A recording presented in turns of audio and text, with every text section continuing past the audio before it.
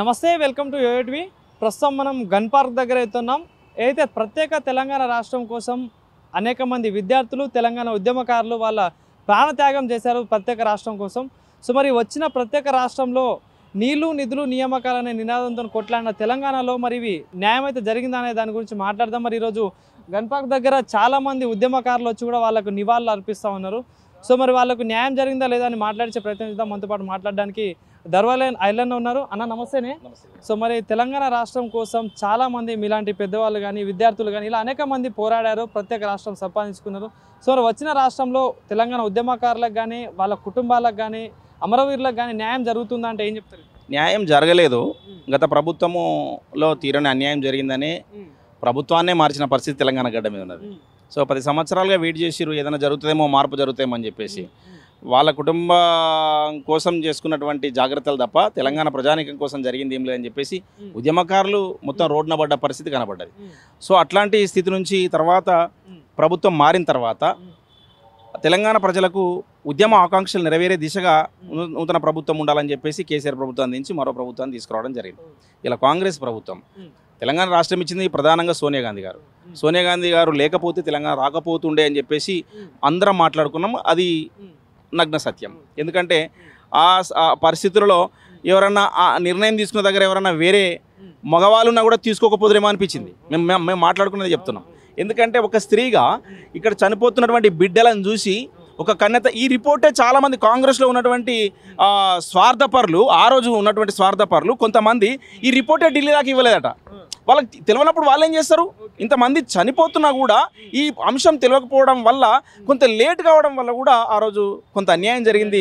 1200 మంది బిడ్డలకు పైగా ఇక్కడ బలిదానాలు చేసుకున్నారు. ఈ అంశం తెలియగానే కాంగ్రెస్ పార్టీలో ఉన్నటువంటి కొంతమంది నాయకులు, తెలంగాణ పట్ల చిత్తశుద్ధి ఉన్నటువంటి నాయకులు ఆ రోజు రిపోర్ట్ ఇవ్వడం ద్వారా ఇలా తల్లడిల్లిపోయి, అయ్యో నా కొడుకు, ఒక తల్లిగా బిడ్డలు చచ్చిపోతుంటే తల్లడిల్లినటువంటి పేగుగా శ్రీమతి సోనియా గాంధీ గారు నిర్ణయం తీసుకోవడము, ఇలా రాష్ట్రానికి ఒక తెలంగాణ తల్లిలాగా సోనియమ్మను ఇలా ప్రజానికమంతా కూడా గుర్తుపెట్టుకునే పరిస్థితి వచ్చింది. అట్లా తెలంగాణ రాష్ట్రంలో ఇచ్చిన తెలంగాణను కూడా పరిపాలించలేని పరిస్థితిలో 2 టర్ములు చూసినాం. ఎందుకంటే కొంతమంది స్వార్థపరులు మళ్ళీ అవే మోకాలు కనబడుతున్నాయని చెప్పేసి ఆ రోజు ఉండే. కానీ తెలంగాణ తల్లికి రాష్ట్రం ఇచ్చిన సోనియమ్మకు రుణం తీర్చుకోవాలన్నటువంటి ఒక పక్క కూడా తెలంగాణ ప్రజానికానికి ఉండే. అది 2 దశలు పోయిన తర్వాత 3వ దశలో ప్రభుత్వాన్ని ఏర్పాటు చేసుకోవడంలో శ్రీమతి సోనియా గాంధీ గారికి కృతజ్ఞతాభావంతో తెలంగాణ గడ్డ మీద ఉన్నటువంటి ప్రజలందరూ కూడా ఓట్లేసి కాంగ్రెస్ ప్రభుత్వాన్ని తీసుకురావడం జరిగింది. ఇలా తెలంగాణ కాంగ్రెస్ ప్రభుత్వంలో కూడా కొంతమంది అయ్యో ఆ రోజు ఉద్యమంలో లేని వాళ్ళు కూడా ఉన్నారని చెప్పేసి బయట మాట్లాడుతూ ఉన్నారు. నేనేమంటానంటే ఆ రోజు ఉద్యమంలో లేని వాళ్లకు ఉద్యమ ఆకాంక్షలు తెలియకపోతే వాళ్ళు న్యాయం చేయలేకపోతారేమో. కానీ ఉద్యమకారులను చూసి, ఉద్యమకారుల ఆకాంక్షలను చూసి తల్లడిల్లిపోయి శ్రీమతి సోనియా గాంధీ గారు తెలంగాణ ఇచ్చారు. ఆ కుటుంబాలకు న్యాయం చేయాలని చెప్పేసి గత ప్రభుత్వంలో అన్యాయం జరిగినటువంటి కుటుంబాలు ఇంకా ఉన్నాయి. ఇలా కవులు కళాకారులు, ఉద్యోగాలు రాని వాళ్ళు రోడ్డు మీద పడ్డారు, దగాపడ్డ కళాకారులు ఉన్నారు, నిరుద్యోగులు చాలామంది. అసలు మాకు ఈ తెలంగాణ రాష్ట్రం వస్తే నీళ్లు నిధులు నియామకాలు జరుగుతాయని చెప్పేసి ఆ స్లోగన్ తోటి కొట్లాడినటువంటి మనము ఇలా విద్యార్థులకు ఉద్యోగాలు వస్తాయని చెప్పి కొట్లాడారు. ఆ ఉద్యోగాలు రాకపోతే ఎట్లా? ఈ ప్రభుత్వం వచ్చిన తర్వాత జాబ్ క్యాలెండర్ వేయడము ఒక ఆశ చిగురించింది. అయ్యో వస్తాయేమో అని చెప్పేసి ఆశ. జాబ్ క్యాలెండర్ వేసి కూడా టైం ప్రకారం నియమించకపోతే మళ్ళీ ధర్నాలు జరుగుతూ ఉన్నాయి. సో ఈ తెలంగాణ గడ్డకే ఉద్యమాల నేపథ్యం ఉన్నది. ఎప్పటికప్పుడు తనను తాను ప్రశ్నించుకునే తత్వం ఈ తెలంగాణ గడ్డకు ఉన్నది. కాబట్టి ప్రభుత్వంలో ఉన్నటువంటి పాలకులు కూడా దాన్ని పరిశీలించాలి. ఇలా ముఖ్యమంత్రి రేవంత్ రెడ్డి గారు ప్రధానంగా తెలంగాణ గడ్డ మీద జరుగుతున్న ప్రతి అంశాన్ని ఉద్యమ కాలంలో పరిశీలించుంటూ, అలాగే ఇప్పుడు మొన్న కేసీఆర్ ప్రభుత్వం మీద కొట్లాడుతున్నప్పుడు కూడా పరిశీలించారు కదా. గత ప్రభుత్వంలో జరిగినటువంటి అన్యాయాన్ని ఈరోజు మనము దాన్ని నెరవేర్చే దిశగా గౌరవనీయులు ముఖ్యమంత్రి రేవంత్ రెడ్డి గారు ఉండాలి. అలాగే ప్రభుత్వంలో ఉన్నటువంటి పెద్దలు కూడా ఆలోచించాలని చెప్పేసి తెలియజేస్తా ఉన్నా. చాలామందికి అన్యాయం జరుగుతూ ఉన్నదన్నటువంటి అక్కడక్కడ బయట మాట్లాడుతున్నాం. అది జరగొద్దు. రేవంత్ అన్న దయచేసి మీకు తెలుసు కదా, ప్రత్యక్షంగా ఉద్యమకాలం కేసీఆర్ ప్రభుత్వం మీద కొట్లాడుతున్నప్పుడు చాలామంది నిరుద్యోగ కళాకారులు వచ్చారు. వాళ్ళకు ఉద్యోగాలు కల్పిస్తా అని చెప్పేసిన హామీ ఇచ్చారు. దయచేసి వాళ్ళకు ఉద్యోగాలు ఇవ్వండి. మన వాళ్ళు ప్రజాప్రభుత్వం మీద ఏమవుతుంది? వాళ్ళకు పెద్ద ఒరిగేదేముంది? వాళ్ళకు ఉద్యోగాలు ఇవ్వడం ద్వారా వాళ్ళు తలుచుకుంటున్నాయి కదా ఇప్పుడు పదవులు కానీ. అంతే కదా. అట్లనే నిరుద్యోగులు పాపం గదువు పట్టుకొని కాళ్ళు పట్టుకొని ఓట్లేయించిన పరిస్థితి. ఊర్లలోకి వెళ్ళి మొత్తం యూనివర్సిటీలు వదిలిపెట్టేసి గ్రామాల్లోకి వెళ్ళి కాళ్ళు పట్టుకొని దండం పెడతా తల్లి నువ్వు కాంగ్రెస్ పార్టీ కోట అని చెప్పేసి నిరుద్యోగులు కొట్లాడి దండం పెట్టి ఓట్లేయించారు. మరి వాళ్ళకు న్యాయం జరగాలి కదా, ఉద్యోగాలు రావాలి కదా. కాబట్టి దశల వారీగానైనా దయచేసి వాళ్ళ ఆకాంక్షలు ఎవరైనా అక్కడక్కడ కొంతమంది వేరే పార్టీల వాళ్ళు ఎగదోసే వాళ్ళు ఉంటారు, దాన్ని పక్కన పెట్టండి. కానీ నిజాయితీగా ఉన్నటువంటి వాటినైనా కనీసం గుర్తించి విద్య ఉద్యోగ అవకాశాల్లో ఖచ్చితంగా ఈ కొట్లాడిన బిడ్డలకు న్యాయం జరిగేలా చర్యలు తీసుకోవాలని చెప్పేసి రేవంత్ అన్నకు తెలియజేస్తా ఉన్నా. ఉద్యమ కౌలు కళాకారులకు కూడా తక్షణమే, గతంలో రసమై బాలకృష్ణ గారు చైర్మన్ ఉన్నప్పుడు అన్యాయం చేసిండు, అమ్ముకున్నాడు ఉద్యోగాల్ని, నిర్దాక్షిణ్యంగా అమ్ముకున్నాడు, మొత్తం బట్టబయలైనాయి, కోర్టుల కేసు పడ్డది, మళ్ళీ ఏదో నోటిఫికేషన్ ఇస్తే మళ్ళీ ఏదో తూతూ మంత్రంగా నియామకాలు చేసినప్పుడు నిజమైన కళాకారులకు, ఉద్యమ కళాకారులకు ఉద్యోగాలు రాలేదు. దయచేసి వాళ్ళకు కూడా ఉద్యోగాలు తక్షణం ఇవ్వాలని నేను ఒకటి అడుగుతా ఉన్నా. అన్న మీరు గతంలో రేవంత్ అన్నతో కలిసి ఉస్మాన్ యూనివర్సిటీలో మీటింగ్ పెట్టిరన్న, అరే మీరు ఇలా ప్రభుత్వంలో ఉన్నారా, అరే ఎప్పుడన్నా మాకు అని చెప్పేసి మాకోసం మీరు మాట్లాడరు అని చెప్పేసి వాళ్ళు అడుగుతూ ఉన్నారు. మేమేం సమానం చెప్పాలని మాకు అర్థం కావట్లేదు. మేము స్థానికంగా ఉన్నటువంటి మంత్రులకు తెలియజేస్తూ ఉన్నాం. ఇలా ప్రభుత్వానికి కూడా నేను విన్నవిస్తూ ఉన్నా. దయచేసి ఈరోజు తెలంగాణ రాష్ట్ర ఆవిర్భావ దినోత్సవం సందర్భంగా మేము రిక్వెస్ట్ చేస్తా ఉన్నా అన్న, అమరవీరుల కుటుంబాలు చాలామంది ఇంకా అగాధ పాలైనటువంటి పరిస్థితులు ఉన్నాయి, వాళ్ళని కూడా ఆదుకోవాలి. నిరుద్యోగ కళాకారులు ఉన్నారు, వాళ్ళని కూడా ఆదుకోవాలి. నిరుద్యోగులకు ఉద్యోగ నోటిఫికేషన్లు కూడా వీటిని కూడా సంపూర్ణంగా నింపుకోవాలని చెప్పేసి తెలియజేస్తూ ఇవి ఫస్ట్ ఎజెండాలో ఫస్ట్ పెట్టుకోవాలని చెప్పేసి తెలియజేస్తాం. ఇవి చేస్తాంలే అని చెప్పేసి ప్రభుత్వం దిగిపోయే టైంలో చేసుడు కాదన్న. దయచేసి ఇప్పుడు ఎందుకంటే మీరు ఇన్ని చెప్పిన కానీ నాకు మాట గుర్తొచ్చింది. ఎందుకంటే కవులు, కళాకారులు, తెలంగాణ ఉద్యమకారులు, విద్యార్థులు, ఇలా అనేక సంఘ నాయకులు వీళ్ళందరూ తలుచుకుంటేనే ఆ ప్రభుత్వం గద్దెనెక్కింది, గద్దెన దిగింది. సో ఈ ప్రభుత్వం కూడా గద్దెనెక్కింది. సో మరి వీళ్ళు తలుచుకుంటే మళ్ళీ దింపే ఛాన్స్ కూడా ఉంటుంది కదా, మరో పోరాటం సాగబోతుందా? దింపే ఛాన్స్ ఉంటుంది కానీ దింపరు. ఎందుకంటే ఇది ఇంటర్నల్గా ఇది మా ప్రభుత్వం అని చెప్పేసి ఇంకా విశ్వసిస్తూ ఉన్నారు. ఇది మాది కాదనుకున్నప్పుడు దింపుతారు, కానీ ఇది మాదే అన్నటువంటి విశ్వాసంతో ఉన్నారు. కాబట్టి ఖచ్చితంగా నిరుద్యోగులు, కౌలు కళాకారులు అందరూ కూడా ఇలా ఒక విశ్వాసంతో ఉన్నారు. రేవంత్ అన్న ముఖ్యమంత్రిగా ఈ రాష్ట్ర ప్రజానికానికి న్యాయం చేస్తున్నాడు, అలాగే కౌలు కళాకారులకు కూడా న్యాయం చేస్తాడు, నిరుద్యోగులు కళాకారులకు న్యాయం చేస్తాడు, విద్యార్థి నిరుద్యోగులకు కూడా న్యాయం చేస్తున్న ఒక నమ్మకంతో ఉన్నారు. అందుకనే జాబ్ క్యాలెండర్ వచ్చింది, దశల వారీగా జరుగుతూ ఉన్నాయి. నేనేమంటున్నా అంటే ఇది లాస్ట్ ప్రయారిటీగా పెట్టుకోవద్దని నేను రిక్వెస్ట్ చేస్తా ఉన్నా. ఎందుకంటే వారి తరపున ఒక ప్రతినిధిగా మాట్లాడుతూ ఉన్నా. ఎందుకంటే వాళ్ళు నన్ను అడుగుతూ ఉన్నారు. అట్లనే ఎలక్షన్ మేనిఫెస్టోలో ఇలా 250 గజాల జాగా ఇస్తామని చెప్పేసి, నివాస స్థలం ఇస్తామని చెప్పేసి, కట్టుకోవడానికి కూడా ఆర్థికంగా సహకారం ఇస్తామని చెప్పేసి ఎలక్షన్ మేనిఫెస్టో పెట్టారు. అది కూడా అడుగుతూ ఉన్నారు. దయచేసి రేవంత్ అన్న ఈ ఉద్యమకారులకు ఈ ఫ్లాట్లు ఏదైతే నివాస స్థలాలు ఉన్నాయో దయచేసి తక్షణమే అసలు నిజంగా ఇలా నిర్ణయం తీసుకుంటే బాగుంటుండేమో. ఉద్యమకారులకు నివాస స్థలాలు ఇస్తున్నామని అంటే ఎంత పెద్ద అంశం అది. వీళ్ళు చేయట్లే అనట్లే, దశల వారిగా చేస్తున్నారు. ఇలా కవులు కళాకారు గత ప్రభుత్వంలో ఏ అందశ్రీని, ఏ గూఢంజనాన్ని ఎవరిని పట్టించుకున్నారు, వాళ్ళని మొత్తం పక్కన పెట్టిన పరిస్థితి ఉండే. ఇలా ఈ ప్రభుత్వం వచ్చిన తర్వాత కొన్ని అవార్డులు ఇచ్చింది, ఇలా వాళ్ళకు నివాస స్థలం ఇచ్చింది. అట్లనే ఉద్యమకారులకు కూడా కేటాయిస్తున్నటువంటి ఇంటి స్థలాలు ఏవైతే ఉన్నాయో అవి కొంచెం తొందరగా చేస్తే బాగుంటుంది. ఎందుకంటే చాలామంది నిరుపేదలు అమ్మాయిని వదిలిపెట్టి తెలంగాణ కోసము పుస్తకాలను పక్కన పెట్టి కొట్టానే బిడ్డలు ఇలా నిరుపేదలుగా ఉన్నారు. ఇప్పటికీ దయచేసి కేసులు కూడా ఇప్పటికీ ఉన్నాయన్న, తెలంగాణ ఉద్యమం నాటి కేసులు ఇప్పటికి కూడా ఉన్నాయి. అవి కూడా సంపూర్ణంగా ఎత్తివేస్తూ వాళ్లకు న్యాయం జరిగేలా తక్షణమే ఈ ప్రభుత్వములో న్యాయం జరగాలి. ఇప్పటికీ విశ్వాసం అందరికీ ఉన్నది.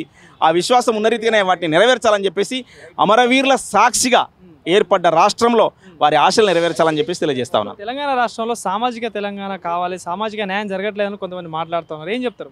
జరగాలి. ఇప్పుడు కులగణన జరిగింది. ఎందుకు జరిగింది? ఈ ప్రభుత్వము సవాల్గా తీసుకుని కులగణన జరిపింది. వేరే వాళ్ళు ఉంటే జరుపుదురా ఇది? ఎందుకంటే జనాభా ఎంత ఉందో ఎవరికి లెక్కలే తెలియదు. ఇలా దొంగ లెక్కలు వేసుకునే పరిస్థితి ఉన్నది. సరే, ఇప్పుడు జరిపిన రిపోర్ట్లో కూడా కొంతమంది లోపాలు జరిగినాయి అంటారు. లోపాలు ఎక్కడైనా జరుగుతాయి. ఎంత పెద్ద పని చేసినా కూడా చిన్న లోపం ఉంటుంది. కానీ ఆ ప్రక్రియకు తెరదీయడం సాహసమే కదా. కాబట్టి ఈ కుల ప్రక్రియ జరగడం కానీ, తర్వాత వర్గీకరణ జరగడం కానీ, ఈ ప్రభుత్వం చేసినటువంటి ఒక సాహసోపేతమైనటువంటి నిర్ణయాలంటే ఇవి సామాజికంగా ఒక న్యాయపరమైనటువంటి అంశాలు. గత ప్రభుత్వాలు వాళ్ళు ద్వంద్వరీతిన మాల మాదిగలను విడదీసి వాడుకున్నారు. ఈ ప్రభుత్వం సాహసోపేతమైన నిర్ణయం తీసుకుంది. ముఖ్యమంత్రి రేవంత్ రెడ్డి గారు దమ్మున్న మునగాలేక వర్గీకరణ చేసి పడేసాడు. అట్లా నేనేమంటున్నా అంటే అది ఒక సాహసోపేతం అంటే లోపల ఆ ధైర్యం ఉండాలి, చేయగలిగే శక్తి కూడా ఉండాలి. అది రేవంత్ అన్నకు ఉన్నది, చేసినని చెప్పేసి నేను భావిస్తా ఉన్నా. సామాజిక న్యాయ కోణంలో కూడా ఈ సామాజిక వర్గాలకు అధికారంలో స్థానం దక్కినప్పుడు ఇలా మాదిగ ఎమ్మెల్యేలంతా కలిసి ఒక సమావేశం పెట్టుకున్నారు. మాకు మంత్రి పదవులు అంటున్నారు. అంటే సామాజిక న్యాయ ఎజెండా అంటే అదే కదా.